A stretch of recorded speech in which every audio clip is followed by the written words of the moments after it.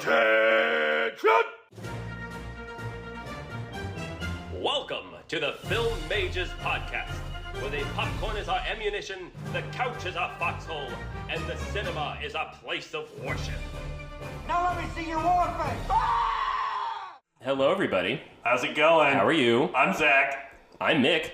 I'm Alexis. And we're the Film Majors. We're doing a podcast today. We are doing we decided to change things up. Today, and we're going to do a podcast we're doing this something time. different, Yeah. and it's a podcast. We hope you're doing well. We Well. hope, everyone's having a good time, having a good life. This is our last week of Romance Month of February. Yeah, we're going to be changing month it of up love. next month, doing something a little different. Yeah. Sad to see it go, but I love to watch it leave. Hey. Wow, Oh, it yeah. sounded like John Travolta in Face Off. Yes. Oh, man. No, I'm not How gonna was do your it. cookie, Alexis? My cookie's really good. I was, you know what? Actually, the guy who was selling it to me, I was like ordering my latte. This is convoluted. Yeah, I no, see what you're trying to do. No. And you're taking a long walk. No, back. I this swear is to a God, real this- story. okay, No, I swear want to to hear God, the story. you Let's straight see how long we can take before Yeah. we do it today. No, this Let's guy just was not do straight, it. I straight up was like, "Oh, hey, can I get like a blonde vanilla latte?" And he was like, "Oh, actually, we don't do those anymore." And I was like, "Oh, okay," because I'm so I don't know. Am I gullible? Am I just trusting of other people? I don't know which one's worse. But he was like, "No, I'm just fucking with you," and I was like, "Oh, okay." I've only been awake for like an hour, so go easy on me, please. And then I ordered the cookie, and then, I don't know, this man was just like fucking playing with me, and I was just like, what's going on?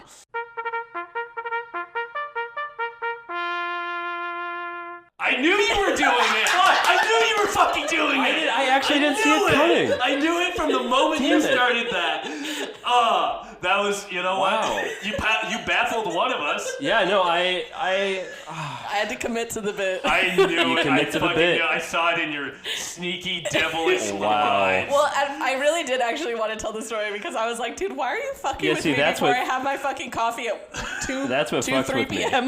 Wow. I was well going to done. ask you what time you got up, but you just offered that freely, and I appreciate Yeah, it. there we go. 1 p.m. That's because after I left the apartment last night, I went home and I ended up throwing Sex, Lies, and Videotape back on after I watched some more of the special features. Wow. And then I was really sleepy, fell asleep kind of towards like the first third, woke up again at 4 a.m, finished the movie, Oh, no. and then went back to bed and didn't Wow. wake up until 1 p.m. I was Oh up my at God. 7 today because I had work. Yeah, I think I fell asleep at like 6:30. You so. woke me up, so I was up. Sorry, pal. It's all good. Yeah. Yeah, but shocking. I think I got like a total of like 10 hours of sleep at that Hey, point. well done. You wear it well. That's fantastic. I get a lot of 10 hours of sleep being unemployed, so Yeah. that's what keeps me so young and fresh looking. Yeah. The blood of virgins, 10 hours of sleep, cookies. Unemployment, yeah. No, that'll do it. That will do Especially the blood of virgins. Honestly, you never feel Which, by the way, better where do you than- get your blood for virgins? Yeah, let's get into Who's that. your blood gang? Because I got a guy. It's He's me. No, it's not you. My guy's a virgin. I just cipher him. Yeah, that's not me. I have sex, name's- I have sex His name's all the Gordon. time. I have like a biannual visit to the nunnery. Yeah. The nunnery. That's such a fun word. Yeah. Crispin went to the nunnery. Get thee to the What nunnery. is it with you and Crispin? I like a good Crispin. A cupboard with crockery in it at the nunnery. Crispin, get in here. So what's going on, guys? We seen any movies lately? Yeah, Well, we sure have. We sure. I saw a really great film called Sex, Lies, and Videotape. Well, we're gonna save that. Oh, you're right. Oh, yeah, I'm sorry. You're But jumping the gun. I stand by it though. Great film. No, I went to a wonderful triple feature at the New Beverly. Oh, you where sure where I watched all 3 Blade movies, which is about a 6.5 hour endeavor. We finally got out. I think it was 1:30 in the morning. Good God. I'm so jealous. Blade Trinity and the second Blade I had never seen before. The first one I had seen. And seeing it with a crowd was the way to see it. It was fantastic. It felt like a grindhouse film. The first movie even with the grindhouse quality, because you're seeing on a film, you get that little speckles and a cigarette burn in the top corner. It reminded me of a John Carpenter film. There are vibes with the music and the aesthetics of it. It was like, what if John Carpenter had done a Blade film? That's kind of what the first one feels like. That would be so cool. It would be better, to be fair. But Blade Trinity is... Not that I don't love Blade. I enjoyed Blade Trinity, seeing it with a bunch of other people, but half the audience did get up and leave between the second Blade and third Blade. And you know what's interesting is so often Wesley Snipes in Trinity is just angry that Ryan Reynolds is in the movie. And I think that didn't bother me as much because I'm with Wesley Snipes. Yeah, you're also angry every that time Ryan Reynolds is present. Ryan Reynolds talks or is present in that movie, it bothers me. But here's the thing. He is capable of being a good actor. I agree. He is a good actor. We just don't see it from him because he's always doing his Ryan Reynolds shtick, and I'm kind of sick of it. Yeah, if you want to watch some Ryan Reynolds movies where he's giving a different flavor than Deadpool but without a mask, check out The Voices. Oh, I love that movie. Yeah, The Voices is really fun. I've never seen that. Of course you you should haven't. check it out. Why? Because it's about you. I think it would... What does that mean? You'll see. We'll watch it later. Wait, I gotta know know what? No, come on. We'll watch it later. It'll be funnier when you watch The it. Voices? Yeah. I'm looking that up now. Okay, and the other one's Buried. He's quite good in Buried. Oh, I've never never seen seen that. Buried, What was that but one he did with Denzel Washington called Safe House? Have you seen that? It was called Safe House, I think. I don't know. It was okay, but he was good. Sorry, Alexis, what were you saying? I love Ryan Reynolds. Oh, Yeah. will we ever heal this broken nation? I don't know, I don't think but so. I sure did love Free Guy, even though it's like a pretty fucking mid movie. That's not a good movie. That's a great movie. Don't have a good day. Have a great day. I have to admit, I'm sorry, Zach, but Alexis did show me Free Guy, and I kind of had a good time. Oh, no. It's kind of fun. I don't want to watch it, I'm going to be honest. No, I didn't either. But it was okay. I make people do things they don't want to do, and then they end up liking it. So That's my entire experience with you, to be honest. Isolate that audio. One movie that we all watched together was Wong Kar-wai's Happy Together. Oh, nice. Which I had never seen a Wong Kar-wai film, and I thoroughly enjoyed it. Really beautiful movie. Yeah, it was fun. Very funny dynamic between Tony... I'm going to fucking butcher his name, but I'm going to go for it anyways. Tony Leung Chu-wai and Leslie Chung. They're the two guys who are the leads in the film, and they have a really fun, funny dynamic. Mick just figured out what The Voices I've is seen about. The Voices, where he plays a serial killer, right? Yeah. God damn it. I watched that with my ex's family, and we turned it off halfway through because everyone was just bummed out from it. it is a little I never bummy. finished it. I love movie. it though. I thought it was like one of my serial favorites. killer. Can't you tell with how high my voice goes, the That upper was register? a joke whose punchline took 5 minutes to land, and it was worth every second. If you're listening, I'm not a serial killer. Yeah, at least not that we Do can not prove. isolate that audio. That's not true. It's good. The good thing you can't see me winking right now, right? I liked Happy Together, guys, and I want to talk about it a little. You know What? Happy Together. So me and Mick have both seen one Wong Kar-wai film each, separate different movies. I've seen Chungking Express. He's seen 2046. 2046, yeah. Yeah. I personally think that I might like Chungking Express a little better, but I think that Happy Together is much more beautiful. I think I prefer Happy Together over 2046. Just because I find their relationship to be, this is a problem, strangely enticing. Just like the most toxic. I know. Relationship. They're having fun. You know what was so interesting? I was like, at the very beginning, like, I really thought, like, oh, I'm not sure if they're going to like this. And then as it went on and how much you guys, like, were digging the toxic dynamic, I was like, no, you know what? This tracks. I know should've- these boys. Yeah. But yeah, no, great film, super beautiful. Glad we watched it. Yeah, that was The fun. cinematography was just gorgeous. He's So just great. so... He does such interesting things with the camera. Like, He is not afraid of Dutch angles, that's for sure. Not afraid No, of and Dutch he's not afraid angles. of green. Yeah. not afraid of green. I think they had a camera strapped to the front of a train or something at one point. Yes, at the And very that, end. yeah, that was gorgeous. There's like this the shot of the falls where you're kind of like spinning like clockwise or counterclockwise. It looks cosmic. It does, reminds me of like when yeah. you're looking at a close-up shot of like Jupiter or something. Yeah. Because of the gas and everything. Yeah, because I was like, at first I was like, what is this? Interestingly enough, the reason why I not particularly like specifically chose this movie's been on my watch list for a few weeks now, but I went to go see this movie Of an Age with your roommate, and say his name. he said he actually doesn't like us to say his name on the podcast. okay. So Oh, really? I was like, you know what? Our roommate, Buck Chumley. Buck Chumley. No. Our roommate Jensen Ackles. It's Penn Badgley. I like Penn Badgley. It's one of the fakest names in the world. Yeah, so we went to go see Of an Age, and in the movie, this connection between these two guys that happens between like a 24-hour period. The very beginning, it's obviously like the late 90s, so in the car, it's not even CDs, it's still like they're still running tapes in his car, and one of them is this really beautiful score, and he says, oh, where's this from? And he says, oh, this movie Happy Together, because he's going to go study like linguistics or something in South America. And so he was like, oh yeah, I really like this movie because they are in Argentina or something. And I remember thinking to myself, oh, I know a movie Happy Together that's also a queer movie, but in my mind I was like, oh, it's a Chinese movie, so like that can't be right. And then I was like, oh shit, no, It's about two Chinese guys in Argentina. Yeah. Or three Chinese guys in Argentina, yeah. really. And so, yeah, so that was one of the things that I was like, hey, Ruby, what do you want to watch tonight? And it was between that and other British queer movie.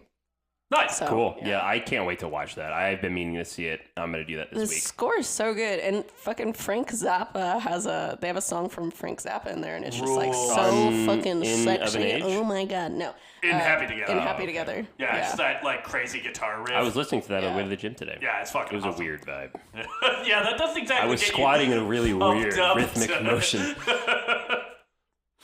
I hate how vividly I can see that. I can tell Alexis looks grossed out right now. I'm feeling my cookie in my esophagus. Squat rhythmically for me, my boy. God. And those are several of the grossest things we've said in succession on this podcast. I'm gonna move on. Something else. Well, we saw with a mutual friend of ours, Sagey Boy. We saw Crouching Tiger, Hidden Dragon. Yeah. That was fun. Yeah, it's pretty good. We saw it on the big screen. We had all seen it before. Yes. He hadn't, but yeah, Sage had. Sage had not. But it was fun seeing that on the big screen for the first time. Yeah. Funnily enough, I did actually have tickets to go to that showing, and then I didn't end up going to it. I went to the gay club with your roommate. The gay club. Yeah, no, they were leaving right as we got back from Crouching Tiger, Hidden Dragon, which is good. But if you're looking for like solid kung fu movie vibes, Crouching Tiger is very much a kung fu movie directed by a guy who makes dramas. Yes. It's a little slower. It's much more about its central romance. Yeah.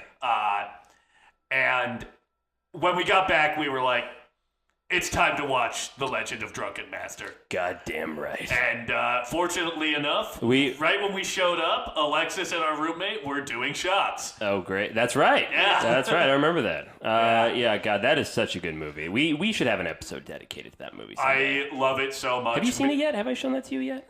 I think I have. I haven't seen either of those movies. You've talked about them multiple times, but I think I've been trying to get you to watch that since Arcada. Yeah, I think you have.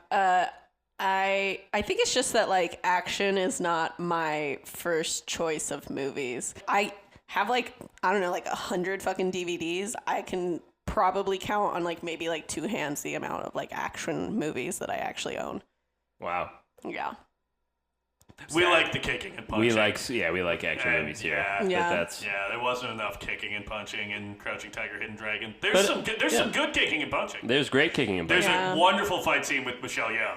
I'm all about the words and the longing. So, the kicking and punching just, it's not hitting me where it counts. I'm always longing for kicking and punching. What's your favorite part of Speed? It's my favorite part of Speed. Yeah. If you answer what I think you're going to answer, it's there's two things. There's two things.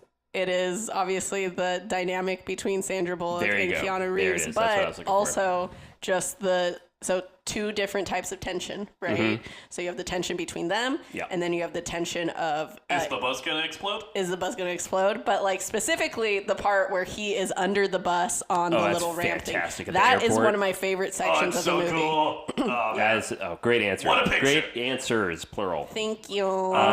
Something else I saw was, you know what? I wanted to kind of keep the ball rolling after seeing the Philadelphia Story, so I watched Bringing Up Baby, a movie that Katharine so Hepburn jealous. and James Stewart did 2 years before the Philadelphia Story. I prefer Bringing Up Baby over Okay. the Philadelphia Story, and that's simply because it's so unapologetically ludicrous and slapstick that I just wasn't ready for it. Because also, go ahead. Oh no, that's the movie that defined the genre of Oh, did it? screwball Screwball comedy. comedy. Oh, that's what started it. And yeah, that's the one that is the one that defined it. And obviously, it didn't get the accolades that it should have probably gotten when yeah. it first came out. And it wasn't until Philadelphia Story that Cary Grant and Katharine Hepburn is like, oh my God, it's so good, it's so funny, blah blah blah. You know? Well, I think part of why I really liked it is because after, I've always said I'm a big fan of Cary Grant, and then watching the Philadelphia Story, I was kind of introduced to the idea that, you know what, maybe Cary Grant, he's just so handsome and he's a good actor, but he's not a great character actor the way James Stewart is. Then I watched Bringing Up Baby, where Cary Grant plays a bungler. Wait, is it Cary Grant in Bringing Up Baby? Yes. Oh, I thought you said Jimmy Stewart earlier. No. He said Cary Grant. Cary Oh, Grant okay. and I wasn't Katharine paying Hepburn. He plays such a foolish character. He plays a paleontologist, and he's so funny. He's so over the top. He's so not confident. It was just so fun seeing him play that. Again, him and Katharine Hepburn seemed like two screen partners on a night of improv, and it was just so good. I recommend anybody watch Bringing Up Baby if you're in the mood for really great comedy.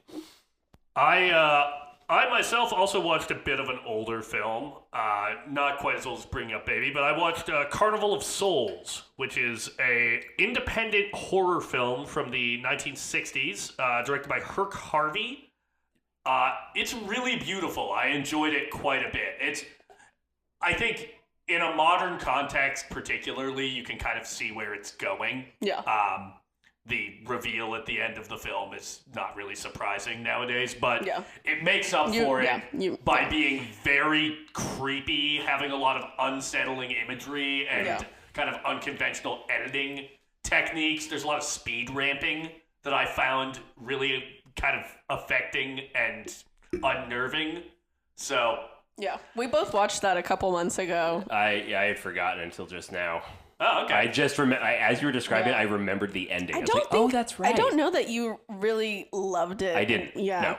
I really enjoyed it. I thought it was a very beautiful movie. Yeah, I think I liked it. And I like the lead actress who's That was going to be my thing. I was like, yeah. she was really pretty. Candace Hilligoss. She was so cute. Very And I think she sells her predicament really well. yes. Oh, yeah. She's that's like for sure. definitely just like, what the fuck is going on? I had lunch with somebody who is a really big listener of our show. Oh, wonderful. And they said that by far and away their favorite bit that we've done so far is when we would say what's going on, and every time In the Barbarian episode. in the Barbarian Oh my episode God, yeah. Go back, check it out. they said that was fantastic. So we should really bring that back. What's going on? Well, you We'll know, you think can't do about it it. too much Yeah. or we'll wear it out. you That's know? true. We'll hit you with it when you don't expect it. Yeah, exactly. I have one other one that I watched. Oh yeah. It was a 2008 film called Martyrs. Oh, okay. Which is part of the New French Extremity movement, which is a bunch of French movies that deal with taboo or heavy subject matter in incredibly explicit ways. Martyrs feels kind of like a French commentary on the American wave of torture porn, because it is like incredibly graphic, incredibly brutal, but it's a movie about suffering, like about the concept of suffering and why humans suffer and what it offers us. And it's also just like a fucking gnarly horror movie. So I really enjoyed it. My only real complaint is it has that kind of early 2000s digital cinematography thing going on that can be kind of, in my opinion, ugly. Yeah. But yeah, overall, really enjoyed Martyrs. You kind of have to be in the right mindset to watch it because it sounds like that type of movie. If it's like really violent, a violent horror film. Yeah, but I don't know. I mean, maybe I'm a fucked up guy, but I had some fun with it. Yes. Big LOL. Yeah. Okay, so that's a yes then. You have to be in the right mindset. There's a specific plot element that I'm not going to tell you guys what it is. Don't. Yeah. But it appealed to me very much. Is it cannibalism? No. Oh. It's I'm the other one. worried. Yeah. Oh. What'd you say? It's the other one It's the other one? that I what? like. I don't know what that is. Yeah, that's okay. Oh, is Mia Goth in it? No, it's okay. You'll figure it out when you see it. Okay. All right. Well, let's see here. I did. I mostly watched this movie. Like, I watched it from beginning to end, but I actually like kind of like fast forwarded through like parts of it. Oh, this will be interesting. It's called Rosalind. So it was just like, it's like a Hulu movie that was like, I saw like that. trailers for that. it's like a modern take on like, because you know, like Romeo and Juliet, blah blah blah. He was know, also hardly into know her. her cousin Rosalind before, and then he was like, nah, I'm super in love with Juliet now. And so instead, the movie tells the story of like Rosalind, who got basically like dumped by Romeo. You know? When does it take place? Is it contemporary? No, it takes adaptation, or place is it back then, period but piece? it's definitely but like it's with contemporary language. It's with I contemporary saw trailers language. for this, and Is it it a period upset piece? me. it's Is a it a little period mid, piece? but it's fun. Why, you know? why like, would you cut I really the period like. language out of Shakespeare? That's what Shakespeare is. That's what Okay, makes but it cool. but there's a difference Yeah, but- between doing like Baz Luhrmann's Romeo and Juliet, where it's like that feels contemporary. Yeah. The way that they speak, it is really hard to do Shakespeare Such a good language film. and actually make it feel modern and contemporary. So I actually don't mind if they like do it a different way. I don't mind it. You know, I don't mind the idea of it. Yeah. I don't know. I don't like the idea of Shakespeare characters talking like TikTok influencers. It bothers me. I watched the trailer. It pissed me off. Okay. It upset me. Well, that's fine. You know, it was cute. It was kind of like at some point, and literally like Paris, the one who ends up like getting engaged to Juliet, is like Rosalind's like gay best friend in the movie, and like I kind of loved love it. those. I don't know, like it was fun enough, you know, and whatever her romantic lead was, he was like, even Paris said like, I don't know, Rosalind, do you really think you're in love with Romeo and that, like, you really need to, like, get him back from Juliet? Or is it just the fact that you guys were, like, sneaking around that's making it, like, more enjoyable? You know? And she's like, first of all, shut the fuck up. Don't care. That's a quote, by the way, folks. That's the line. Continue. And she goes and, like, essentially ends up causing, like, all the bullshit that, like, goes on between, like, Romeo and Juliet in the first place, you know? Interesting. But you know, and then at the very end, my favorite thing was, do you want me to not reveal the ending? I mean, we all know how technically it ends, but like, I low key kind of want to watch Ross. okay, then I won't spoil it. I won't spoil Okay, it. I'm sorry for being a hater. Well, no, I got a strange take. I think my favorite Shakespeare adaptations actually don't use the original language, which is Throne of Blood and Ron. Both Akira Kurosawa's versions. They kind of paraphrase the original text, but they kind of make it their own too. And they're both by far my favorite adaptations of Well, it. Minnie Driver is in this as Rosalind's nurse. What? So yeah. Okay, well, I'm definitely watching it. I prefer a big driver. Micro Driver. I prefer Adam Driver. That's All right, Dad. That's Okay, a big okay. fucking driver. What the fuck is going on here, guys? I actually decided I was just in the mood of watching some really sophisticated, highbrow art films. Yeah. So I did a double feature of Shocking. Dante's Peak and Volcano. And I gotta say, folks, Yeah. I had a good time. Really quickly, Dante's Peak, starring Pierce Brosnan and Linda Hamilton, was, you know, a movie. Things happened. And I really miss the 90s character trope of sexy scientists because they're so sexy and scientific in the way they conduct themselves. And Stop touching each other. I'm not. You touched my armpit, okay? That's because you're covering up the mic with your... never mind. Stop playing footsie. I'm not. No. Actually, Anyways, I take it back. Keep doing it. Anyways. Sorry, folks. Dante's Peak.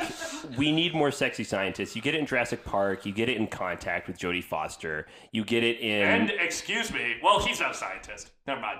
Great. Yeah, thanks, Zach. Yeah, I had to think about the plot of Contact for a second. And then you have... were you going to say Matthew McConaughey? Yeah. Fuck you. He's a religious zealot. God He's damn a it. priest. And then Twister, too, with Bill Paxton and Helen Hunt.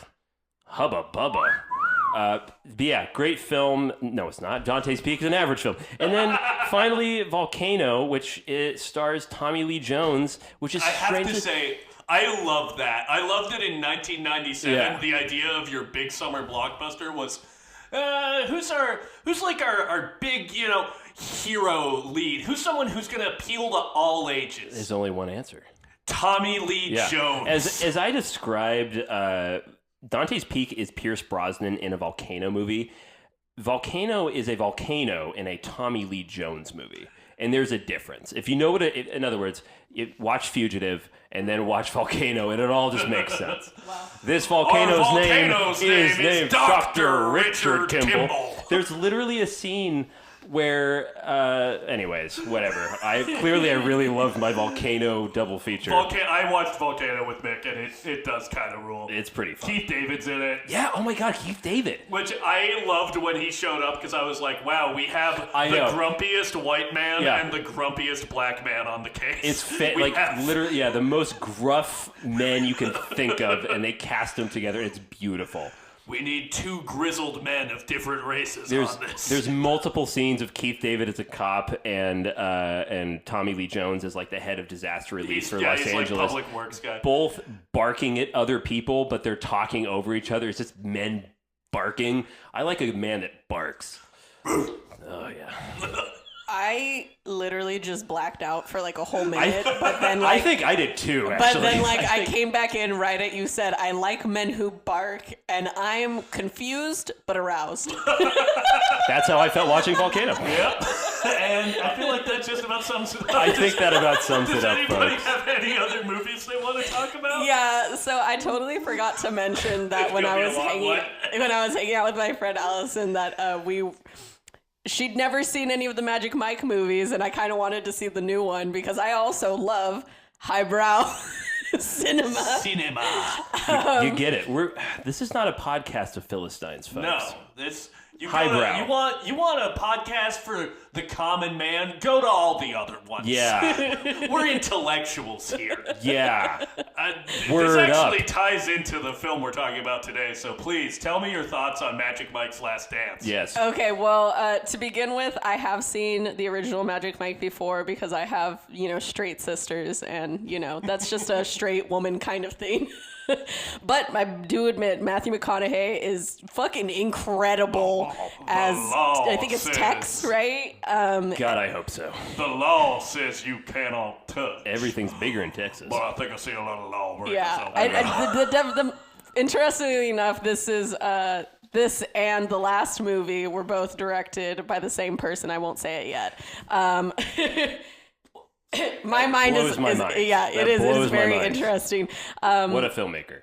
Right? But yeah, no, definitely I would say that the best movie of all of them, I think, is the second movie, Magic Mike Double XL, because instead of like having this like, I don't know, like more serious kind of plot line, Double XL is just basically like a boys road trip movie. And I think that the simplicity of that really plays well with the dynamic between them. That's really, as someone who's currently in the process of writing his third boys road trip movie, yeah, you should. Have you seen it? That has my money. No, but I haven't seen it. I need to watch all three of them now. I haven't seen any I would of them. definitely say, like, watch the first one for Matthew McConaughey, watch the second one for the boys. The men. Just boys. Yeah, like literally, like Childish Gambino's like randomly in fucking Double XL, and so is actually Andie MacDowell. So she's in Double XL. Really? Yeah, she is. She's got a part. Isn't there a comedian in that movie too? The big guy. The big guy? Yeah. The guy who plays Huel? Maybe no. When He's you say comedian big guy, that's the biggest comedian it doesn't I can matter. think of. If you're listening to this, you probably know who I mean. So I saw Magic Mike's Last Dance on Valentine's Day. Me and your roommate, we tried to go see definitely the better movie of an age, but there weren't any tickets left. So we were like, well, what could we see instead? And we ended up seeing Magic Mike. Want to be like Mike. Last Dance. My takeaway is that Selma Hayek will be a fucking gorgeous woman for the rest of her life, and I'm goddamn right. Not even judging the fact that fucking Tarantino sucked on her toes in From Dusk Till Dawn. Hey, how's it going, everybody? This is Quentin just weighing in. Folks. I'm sorry. I don't mean to interrupt the podcast. It's just, there's one thing that I want to talk about shooting that scene in Robert Rodriguez's brilliant film From Dusk Till Dawn. Now, see, when I was shooting that thing, the thing that really jumped out at me in that scene was that there were so many feet of feet. So we were making a film of feet. Feet, film, feet. Fucking. I gotta go, guys. I'm the creative director of this episode, and you will be so lucky if that makes it in. That was weird. Well, why wouldn't we Quentin feature Tarantino a just clip showed up. from director extraordinaire Quentin Tarantino? Fuck that Commenting guy. on what you were bringing up. I mean, he's providing an inside perspective to you. I don't know, that just feels disrespectful. I just feel like it's disrespectful to fucking interrupt me when I just told him that it was okay that he fucking sucked on a toe. Well, he's a now breast- leave me the fuck alone, Tarantino. That was a pretty good one, I gotta say. Sorry, folks, just Quentin jumped back in. That was a pretty good folks, you've heard it here first. Tarantono. one. Sorry, he just walked out. How have we never had that before? I love that. Yeah, no, seriously. Him sucking on Salma Hayek's toe, that is manifesting, folks. That is how you follow your dreams. That's the best vision board I can think of. Okay, great, yeah. So, main takeaway, other than that, let's break off from that. Too many emotions, too much clothes, yeah. But I do actually think that it is the thing that makes the most sense for, like, the characters, like Mike for his journey is to go from, you know, originally being like a male entertainer in the first movie and then, you know, doing what he did at the end of the first movie, moving into the second and kind of having to come back to the boys and kind of like regain himself. And then in the next movie to like end up moving on like artistically in this way. So I think that they actually, it makes sense. They're respecting Mike as an artist. They're respecting him as an artist. I like They're that. respecting him as a character, you know. I wouldn't don't expect think, any less from Soderbergh. Yeah, I don't think that the movie is really very good because it is it kind of slogs a little bit. I mean, for me, the best parts are always the dancing parts, you know? So That's kind of why I want to see it. They really did. There was some at the beginning, there was a lot at the end, and in the middle, there was a lot of emotion, and I'm just like, kind of don't care, but all right. That's how I felt one about of my Bloody my- Valentine. That's the same thing. Like, characters talk about their thoughts and feelings and some kind of plot. Waste of time. Just get back to the dancing and the killing or whatever. Like, that's why I'm here. Wonderful. That was great. I think we should probably hop out of what's going on.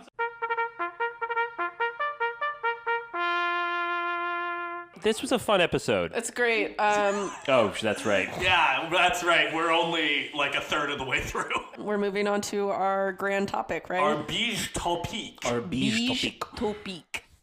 Which is, let's see here. What did I don't even remember what I put in the. Are you serious?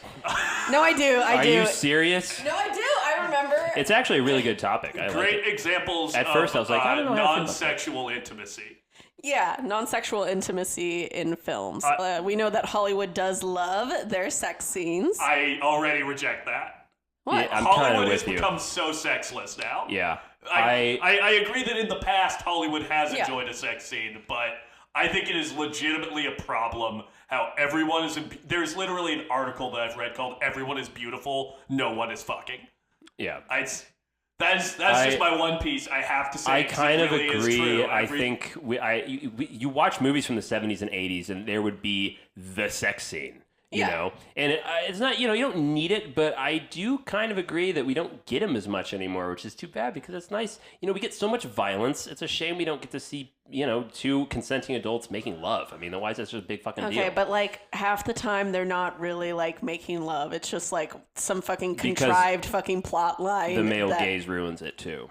No, I think it does. I think that's absolutely true, but I don't know. I do think it's legitimately a problem that I feel like the only media people really get exposed to sex with now is porn.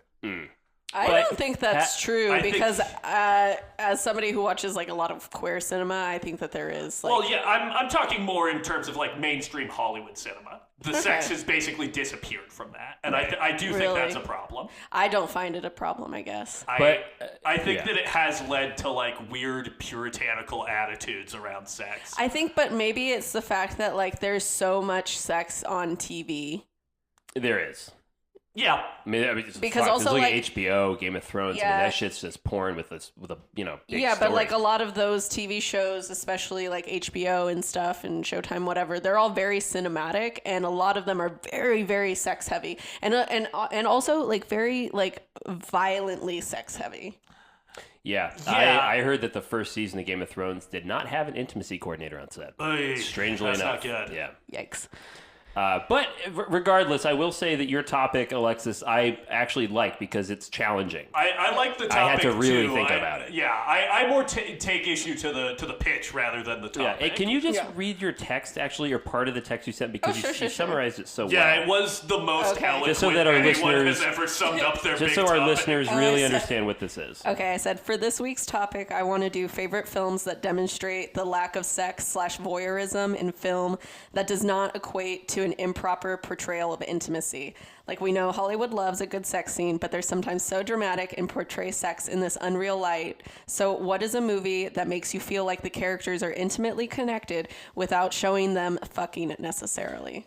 It's so tough. I mean, really, if I may, you're boiling it down to what is a movie where people fuck with their eyes, right? That's Am I not wrong? necessarily what I'm saying necessarily. I mean, it's whatever. So what does intimacy mean to you will kind of color what your choice in movie is going to be, you know? No, for sure. And that's going to be different for all of us. Yeah, Quentin he'd probably say something about feet, but he's not here anymore. Great. Literally, Lock the door. I felt like it was kind of fortuitous that we went to go see Crouching Tiger, Hidden Dragon. Yeah, because that's a great example. Okay. Yeah, because there is a sex scene in that between the two younger characters. I call him the very sexy desert bandit. Yes. He's so hot, by the way. Yeah, oh my god, what a stone cold fox. But my idea of intimacy? Railing in the desert. Oh god. Sorry, go. But no, Michelle Yeoh and Chow Yun-fat have just like this intense yearning for one another, and they can't be with one another because of Michelle Yeoh was with Chow Yun-fat's brother, I believe, and he died. Right, yeah. But that at the scene end of where the movie, the hand is great. At the end of the movie, Chow Yun-fat dies. Spoilers. I'm gonna What? say it after he. Yeah. I didn't know that, and I saw the movie. What do you mean? He gets poisoned. Oh, that's right. I've seen it a few times. That's right. Yeah, fuck you. But as he's dying, Michelle Yeoh tells him to meditate so that he can, be at peace. Yep. And he says that he would rather be a ghost by her side for the rest of his days than spend eternity in heaven without her.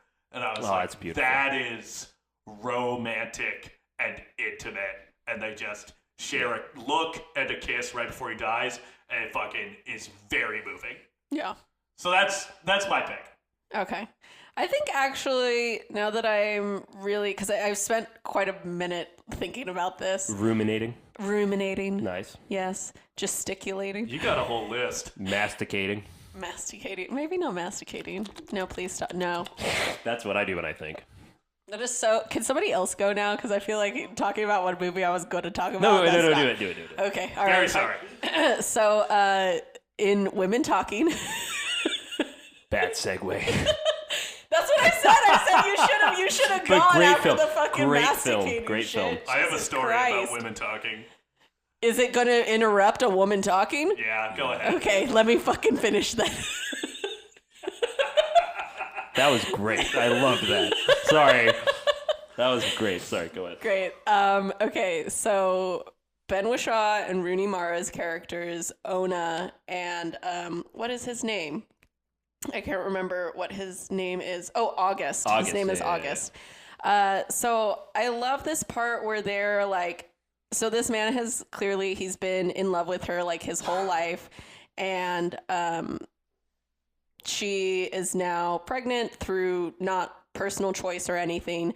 And he like tells her that if you stayed, I would, or even if you left, like I would help you like raise your child. Like I would like basically like ask nothing of you, but like I like kind of like saying like I want to like be with you. And she tells him that if I were married, I wouldn't be the woman that like you love anymore. And by the end of the movie, obviously he lets her go, but he does tell her like, oh, I love you, you know? And then her mother is just like, you know, because they like walk away and she says, she loves you too, August. She loves everyone, you know? It's so sad, but also like when they're on the roof together and like he's teaching her like to navigate by the stars, celestial navigation. Yeah. And she lets him like teach her, and then he's like, did you already know that? And she's like, yeah, I already knew that. So sweet. But so you know, cute. she lets him because like she knows that's, you know, he's a teacher. He it makes him feel good, you know? And she's the being one generous then in that moment, I think. It's not just that she's like being generous. She clearly loves him, you know, maybe not in the way that like he specifically like would love for her to love him, but she does love him. And she clearly is, that's her way of like showing him affection, you know? And another thing is that like there's such intimacy between them because she is very much like a part of who his mother kind of was, because she spent so much time with his mother, and that is somebody that like he deeply loved. So it's like I feel like knows her on this really like in like very intimate level, you know, like they understand each other. She's the person that she asked him to take the minutes of the meeting, you know, because she knows that he's probably the only man that they can like trust in this community. And so I just the idea that there's this trust, this affection, and yet none of it comes with what we would think of as being love in the typical sense or intimacy in the typical sense. You know, it's all very kind of like soul bonding. Yeah. So that is my choice. Good choice. Can I bring up another quick one? Sure. I love Jason Bateman and Rachel McAdams' huge pivot. Okay, sure. Their relationship in Game Night. A game night, right?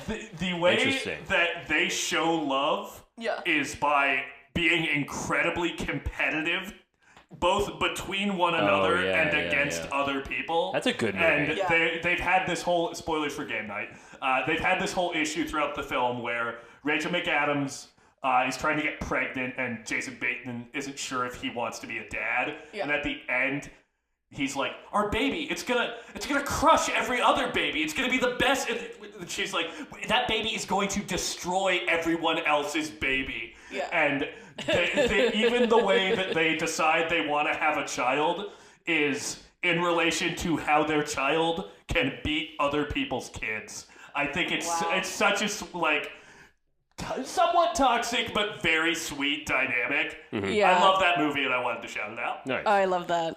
I would say my pick, my easy answer would be Antonio Banderas and Catherine Zeta-Jones and Zorro. I was gonna say that when they dance. Oh my Dancing, god! I mean, they're fucking. I mean, let's be real. They're absolutely fucking with their soul and their bodies and their dancing. It's so incredibly erotic. That's my go-to answer for intimacy without actual sex. They also have a sexy sword fight. What really hits me in terms of something that's incredibly profound, incredibly soul bonding, I think you said it really well, Alexis, is Dr. Caceres and Carmen from The Devil's Backbone.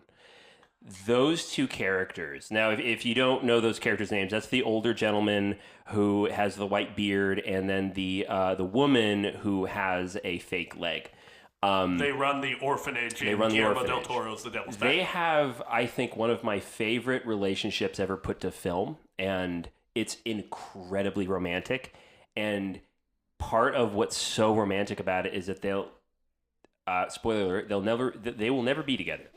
And there's a scene where she is really injured and he's been injured, and he comes up to her and does something that she has always loved, which is to read her poetry that he's written.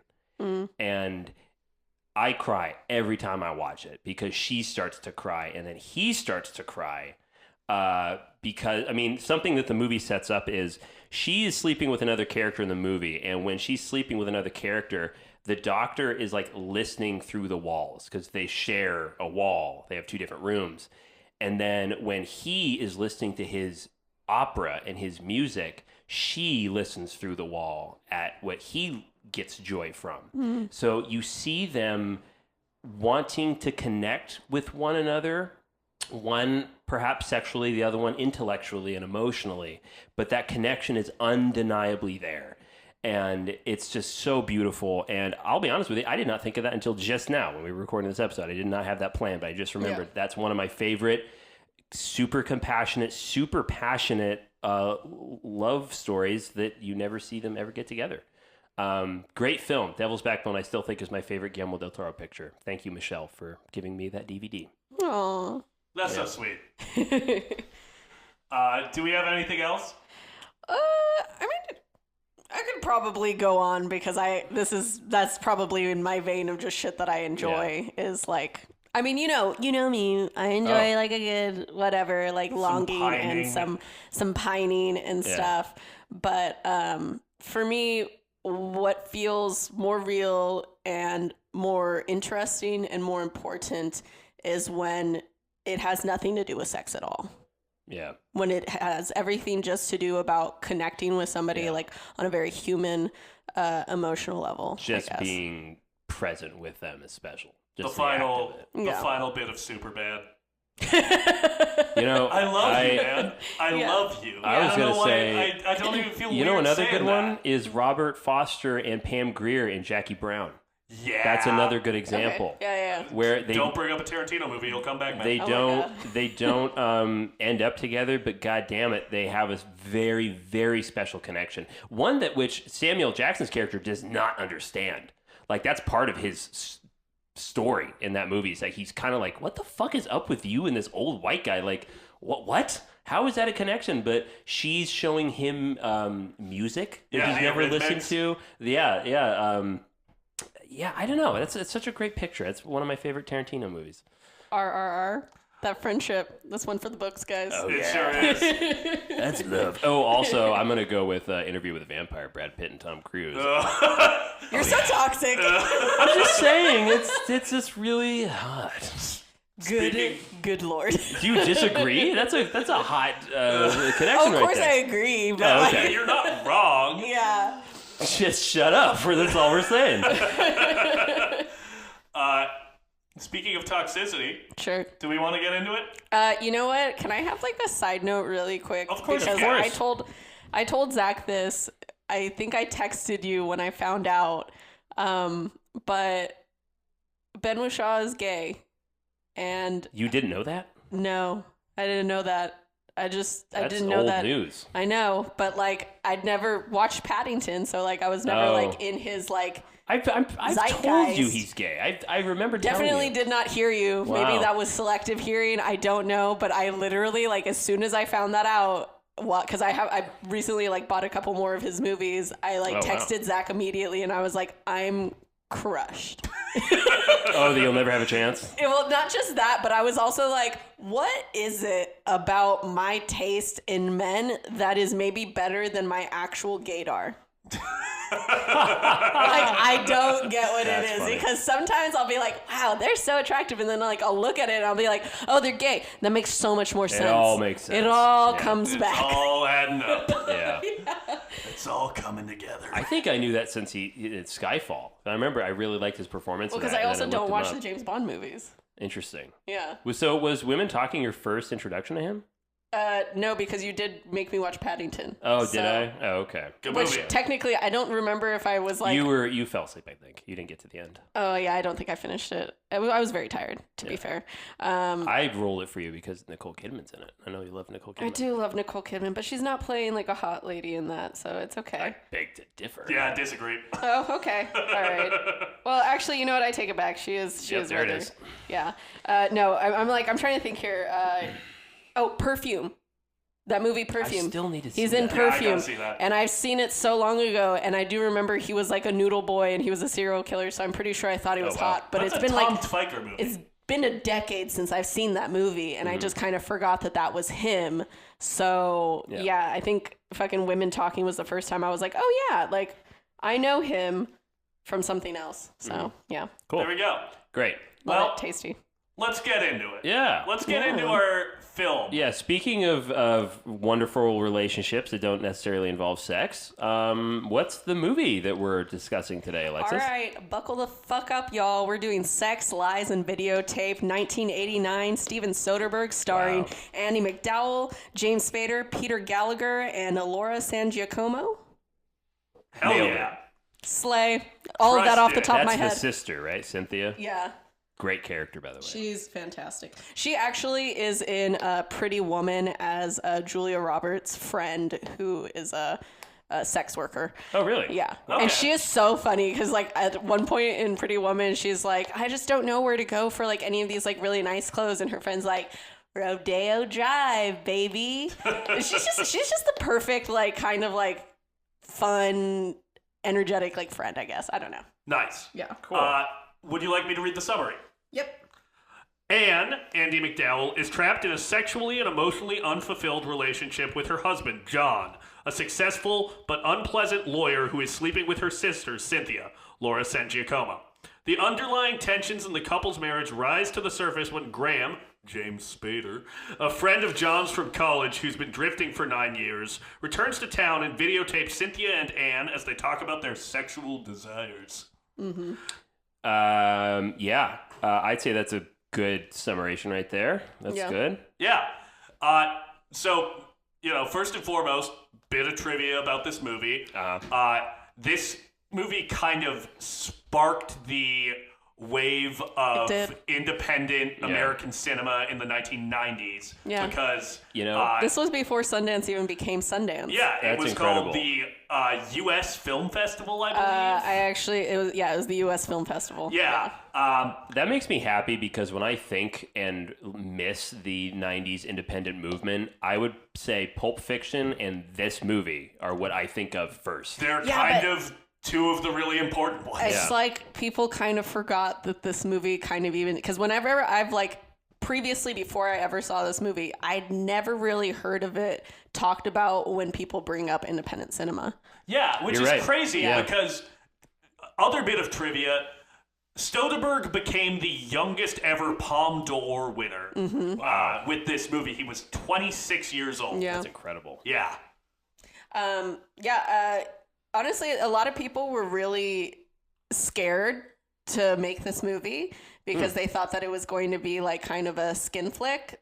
People like agents straight up wouldn't even pass this script off to their people that they were representing because they were afraid of what it was going to be. Sex is in the title. And they were, they didn't want nudity for any of the women, and so it was actually very hard for him to get people in for casting, just specifically because the agents wouldn't even pass on the scripts to their people. Yeah. Wow, that's incredible because the cast he got is unbelievable. For a movie with a $1.2 million budget, That's incredible. nothing. So originally they were supposed to make it for like $500,000, and anyways, and originally I think he was going to do this in like black and white too. That's interesting. Okay. Yeah. I mean, like Clerks style. Yeah, he'd been making a lot of like short films like since like high school and stuff. So I think he was like kind of he names The Last Picture Show as one of the movies that really inspired this, and that is also a black and white film. Yeah. That's not from a black and white era. Yeah. That was 71, I think, and black and white was well on its way out by then, and that was still a creative choice. So maybe that played into it a bit. Well, he also said that, like, it's specifically, like, when he was trying to get it optioned by different, like, places, they were like, you can't make this in black and white. They were just like, it's not, like, nobody wants to, like, see a black and white movie. That's a great way to not make money back. Yeah. And he kind of, like, at first he was very married to the idea of making it black and white, and then eventually I think somebody had said something, or maybe he came to this determination that if we did it in black and white, people would be so much more interested in how it looks rather than what the story itself is. Great choice. And Great so choice. I think personally it's so much better to do it in color. Yeah. Because so I watched The Last Picture Show last night because of what Steven Soderbergh said, and what he talked about was there are so many. I think he listed The Last Picture Show, 5 Easy Pieces, and Carnal Knowledge as movies that he thinks are just so good, but they're not super stylized. It's an emphasis on actor performance over everything else, which this movie absolutely is a perfect example of that. I think he achieved that so well. So the fact that he decided to not have it be super stylized, which putting it in black and white, he's absolutely right. That now we would have been focusing on the visuals, or why did they frame it that way? The whole time I'm watching this movie, I am not enjoying necessarily the framing of it. I am just so engrossed in the conversation. Yeah. Although I wouldn't say necessarily the framing, but the way when the camera does move. Yeah.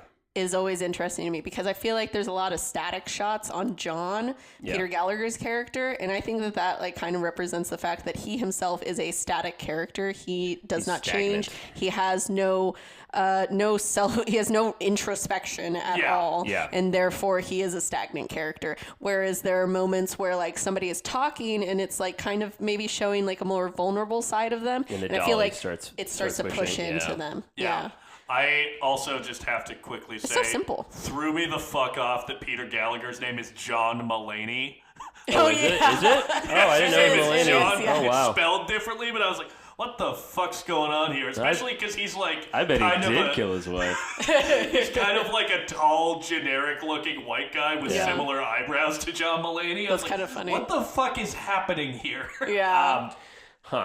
Yeah, I really just have to shout out like Steven Soderbergh as such a versatile filmmaker. Yeah, and he's so great. He is a guy who, in his 34 years making movies, has, including a 4-year period where he retired, has made on average a movie a year, which means that there are many years where he has made 2 movies, including, I believe, 2001, where he made Traffic, and Aaron Brockovich was nominated for Best Director twice. Won. Julia Roberts wins for Aaron Brockovich. Traffic, I believe, wins Best Picture. That's incredible. Just nuts. And he also he's not distinctive.